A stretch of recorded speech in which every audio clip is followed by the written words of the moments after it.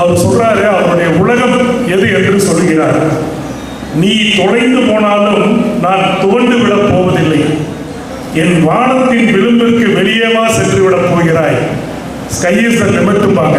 அந்த வானத்தையே ஒரு எல்லையா வச்சு என்னுடைய வானத்தின் விளிம்பிற்கு வெளியேவா நீ சென்று விட போகிறாய் எழுதியிருக்காரு. சரிங்களா? இன்னொரு கவிதையில சொல்றாரு, தேவதை அந்த பேர் ஒவ்வொன்றும் அவர் தேர்ந்தெடுத்து வைத்திருக்கின்ற அந்த பெயர்கள், அந்த கவிதைக்கான பெயர்கள் பார்த்தீங்கன்னா அவ்வளவு அற்புதமா. எனக்கு அந்த சகோதரியை கொஞ்சம் அவங்க கூட நிகழ்ச்சி முடிஞ்சதுக்கு அப்புறம் பேசணும். அவ்வளோ ஒரு கவித்துவமா இருக்காரு. வீட்லயும் அப்படியே இருக்காருன்னு எனக்கு கேட்கணும். அப்படிங்களா? இவ்வளோ பேர் ஆமோதிக்கிறாங்க, அப்போ பிரச்சனையே கிடையாது. ஆமாம், ஏன்னா இவ்வளவு அன்போட பாசத்தோடு இருக்கவங்களுக்கு தான் காதல் வரும். காதல் வந்தால் தான் இப்படியெல்லாம் கவிதை வரும். அதை அவர் மெய்ப்பிச்சிருக்கிறார். கவிஞருக்கு வாழ்த்துக்கள்.